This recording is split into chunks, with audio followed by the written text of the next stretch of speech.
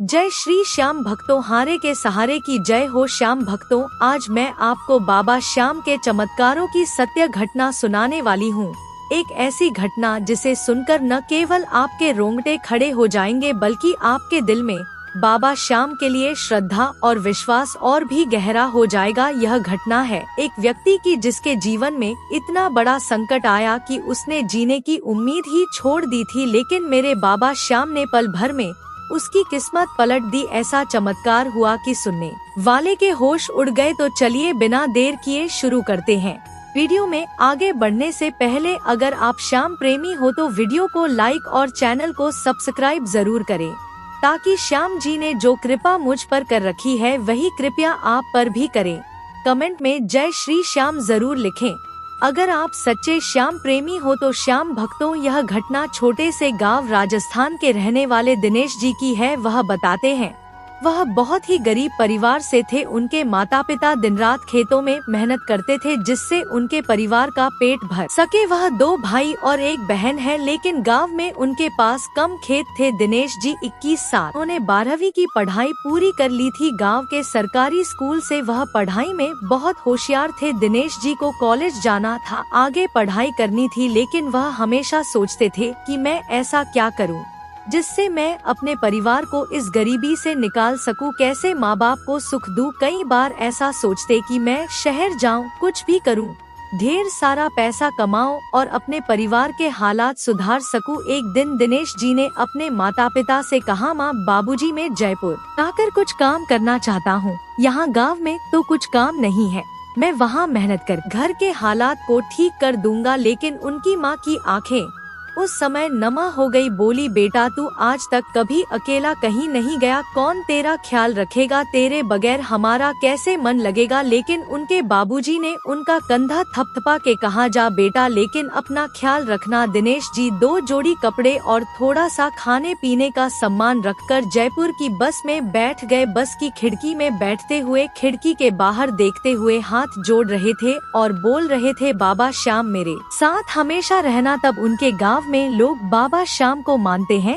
सभी के घर में बाबा श्याम की पूजा होती है। तब वह मन ही मन बाबा श्याम की पूजा करते हुए चले जा रहे थे और बोल रहे थे, हे बाबा श्याम, मुझे मेरे परिवार के लिए कुछ करने की ताकत देना। जयपुर पहुंच गए। जयपुर पहुंचकर शहर की रफ्तार को देखकर वह चौंक गए। ऊंची ऊंची इमारतें और गाड़ियों का शोर और लोगों की भाग दौड़। वह पहली बार गाँव से निकले थे। गाँव में तो एकदम शांत माहौल रहता था। उनके पास ना ही पैसे थे, ना ही कोई दोस्त या रिश्तेदार। पहले तो वह सड़क के किनारे ही सो जाते थे और सस्ते दुकान से खाना लेकर खाते थे और काम ढूंढते थे। काम ढूंढने के लिए वह हर जगह भटकते थे, दुकानों में, कारखाने में और हर किसी जगह चक्कर काटते थे, लेकिन कहीं से कोई मदद नहीं मिली थी। दिनेश जी निराश होने लगे थे। वह हर रात सोते समय बाबा श्याम से बातें करते कहते, बाबा श्याम, मुझे हिम्मत देना और मैं हार नहीं मानूंगा। तब उन्होंने एक दिन देखा कि बहुत सारे लोग वहाँ खड़े थे। वह लेबर चौक था, वहाँ पर लेबर आकर काम की तलाश में खड़े रहते थे। तब यह भी वहाँ खड़े हो गए। एक बुजुर्ग व्यक्ति दिनेश जी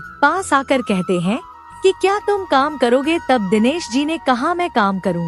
तब वह कहने लगे, मेहनत करनी पड़ेगी, ईंट उठानी पड़ेगी, 2 मंजिल चढ़ाना पड़ेगा, मेरा मकान बन रहा है। तब दिनेश जी के पास कोई काम तो था नहीं। तब यह कहने लगे, हाँ हाँ मालिक, मैं कोई भी काम कर लूंगा। तब वह दिनेश जी को साथ 2 लेबर 2 मिस्त्री ले गए। तब वह वहाँ ईंट उठाने, सीमेंट मिलाने और सारा दिन मेहनत करते और वहीं जहाँ काम चल रहा था थक कर सो जाते। सुबह उठकर तराई करते और वहीं पर काम करते करते तब मालिक को पता चला इनके पास कमरा नहीं है, कोई घर नहीं है। तो उन्होंने उसको दोनों टाइम का खाना पीना खिलाना शुरू कर दिया था।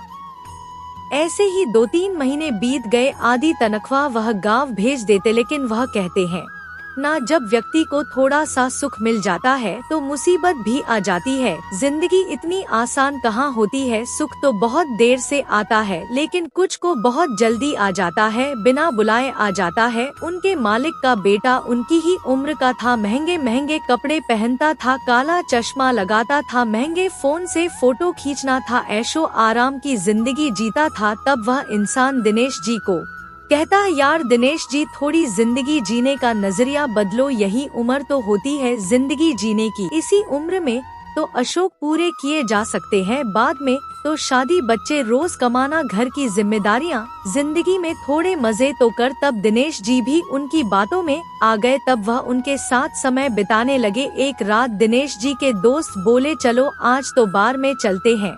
दिनेश जी ने मना कर दिया था, मैं शराब नहीं पीता। तब उनका दोस्त उनको चिढ़ाने लगा, तू तो गांव का गवार ही रहेगा, शहर में यह सब चलता है, चलना कुछ नहीं होगा। लेकिन दिनेश जी का मन हिचक रहा था, मन में हिचकिचाहट रहा था, लेकिन वह जबरदस्ती ले गया। वहां जाकर उन्होंने शराब की एक घूंट जब ली तो दिनेश जी की सारी थकान दूर हो गई। यही वह पल था, यही वह पहला कदम था जो कि उन्हें गलत रास्ते पर ले गया। धीरे धीरे दिनेश जी को शराब की लत लग गई। वह हर दिन उसे दोस्त के साथ बार में जाने लगे। कमाई का थोड़ा हिस्सा अब शराब में खत्म होने लगा। गाँव में पैसे भेजने कम हो गया। दिनेश जी की माँ पूछती है, बेटा इस महीने तूने पैसा क्यों नहीं भेजे? तब दिनेश जी बहाना बना देते हैं, माँ यहाँ खर्चा ज्यादा है, कमरे का किराया है, खाने पीने का खर्चा है, बिजली का बिल है, इन्हीं का खर्चा पूरा नहीं पड़ता क्या?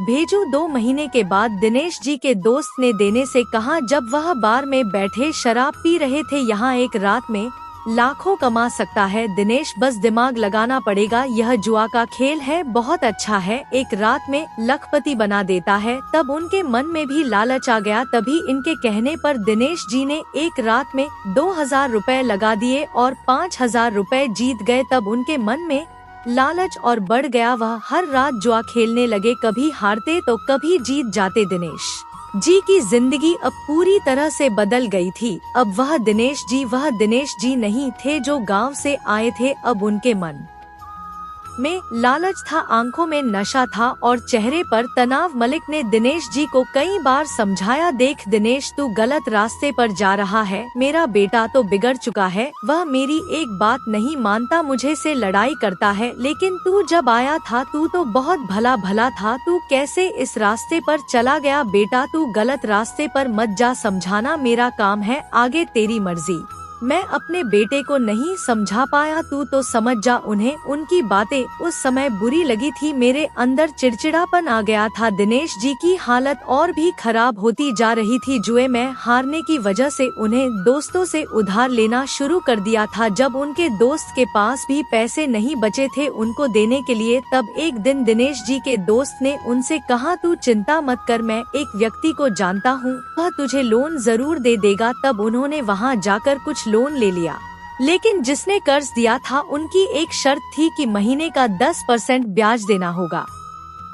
तब दिनेश ने सोचा कि एक दिन जुए में बड़ी लॉटरी लग जाएगी, तब तो एक ही बार में सारा चुका दूंगा। लेकिन ऐसा हुआ ही नहीं और जुआ ज्यादा हारने लग गए थे। यह कर्ज अब 2 लाख रुपए हो गया था। अब सेठ के गुंडे दिनेश को परेशान करने लग गए थे, धमकाने लग गए थे। सेठ भी धमकी देता, अगर पैसे नहीं दोगे तो गांव से तेरे माता पिता, तेरे भाई बहन सबको उठा लेंगे। वह दिन रात तनाव में रहता, जिनके वहाँ वह काम करते थे तब उन्होंने वहाँ से निकाल दिया था, क्योंकि लोग काम पर जाकर उन्हें धमकी देने लगे थे। अब दिनेश जी के पास ना तो नौकरी थी, ना पैसा और ना ही कोई उम्मीद थी। वह अपने किराए के मकान में अकेले बैठे रोते रहते थे। उन्होंने अपनी गलती याद की कि वह हर तरफ से तंग आकर एक रात उन्होंने अपने आप को खत्म करने का फैसला ले लिया था। उन्होंने अपनी गलती की माफी अपने माता पिता से मांग ली थी, मुझे माफ करना माता पिता जी, मैं आपकी उम्मीदों पर खरा नहीं उतर सका। तब उनके माता पिता समझाने लगे कि बेटा तू निराश मत हो, कोई गलत कदम मत उठाना, तू हमारे पास आजा। इतना कहते ही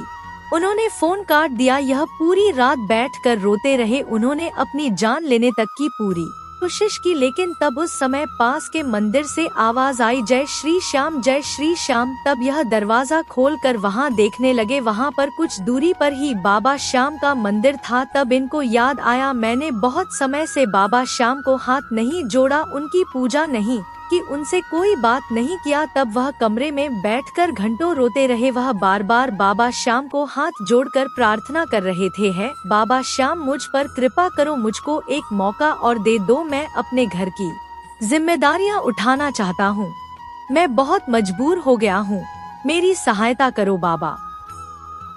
श्याम मेरी सहायता करो। तब उनको कब नींद आ गई पता ही नहीं चला। वह अगली सुबह जब सोकर उठे तो थोड़ा हल्का महसूस कर रहे थे। तब उन्होंने सोचा अपने गांव जाएंगे, वहां से फिर से नई शुरुआत करेंगे। लेकिन उनके पास बस का किराया भी नहीं। वह अपना सामान लेकर चले जा रहे थे, तब कहीं पर बाबा श्याम का मंदिर दिखाई दिया और उनके कदम अपने आप ही मंदिर की ओर बढ़ते चले गए और वह बाबा श्याम की मूर्ति के सामने चले गए। वहाँ पर एक बुजुर्ग पुजारी भजन गा रहे थे। दिनेश जी मंदिर के एक कोने में बैठकर भजन सुनाने लगे और भजन सुनते सुनते भावुक होकर रोने लगे। तब वह पुजारी इन्हें काफी देर से देखे जा रहे थे। भजन खत्म हुआ और उन्होंने दिनेश को अपने पास बुलाया और पूछा, बेटा क्या बात है, क्यों इतने परेशान हो। तब दिनेश जी ने अपनी सारी परेशानियां पुजारी जी को बताई, हर गलती हर कर्ज जुए में हारने की कहानी बतलाई। तब पुजारी ने मुस्कुरा कर इसे कहा, तू अब उनके दरबार में आ गया है, यहाँ से कोई हार के नहीं जाता, कभी भी खाली हाथ नहीं जाता। तुम बाबा श्याम से माफी मांगो और जीवन की नई शुरुआत करो। और आज बाबा श्याम का जागरण है,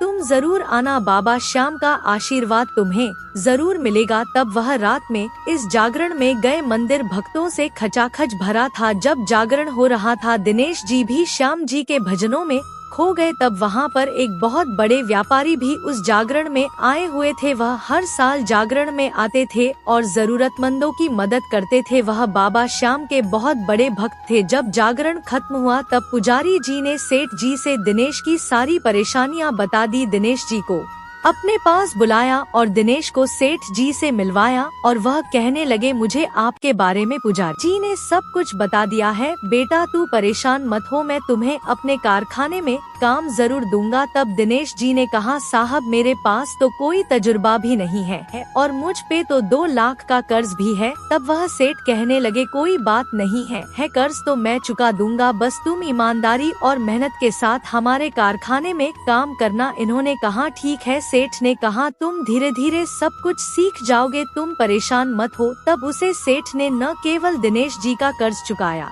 बल्कि उन्होंने अपने कपड़े के कारखाने में नौकरी भी दी। दिनेश जी दिन रात कमाने लगे और अपनी कमाई का कुछ हिस्सा भी गांव भेजने लग गए। दिनेश जी ने बुरे दोस्तों से बातचीत करना बंद कर दिया था। उन्होंने मन लगाकर जिम्मेदारी के साथ 6 महीने काम किया। 6 महीने काम करने से सेठ उनके काम से बहुत खुश हो गए और उन्होंने इसे मैनेजर की पोस्ट दे दी। तब उनकी तनख्वाह लाखों में हो गई। फिर उन्होंने अपने परिवार को गाँव से जयपुर बुला लिया और उनके लिए एक घर भी खरीद लिया। अब दिनेश जी की जिंदगी बड़े मजे से कट रही है। श्याम भक्तों अपनी गलतियों को मानकर आगे बढ़ते हैं तो बाबा श्याम भी अपने सच्चे भक्तों को कभी अकेला नहीं छोड़ते। वह हमेशा अपने भक्तों का साथ देते हैं और लिख से लाख कर देते हैं। आज दिनेश जी अपने परिवार का सहारा है। उनके साथ हुई बाबा श्याम के चमत्कारों की यह सत्य कहानी, सत्य घटना यहीं पर समाप्त होती है। अगर बाबा श्याम की यह कृपा की सच्ची घटना आपको अच्छी लगी हो तो, और अगर आप एक सच्चे श्याम प्रेमी हो तो वीडियो को लाइक और चैनल को सब्सक्राइब करना ना भूले। जय श्री श्याम भक्तों।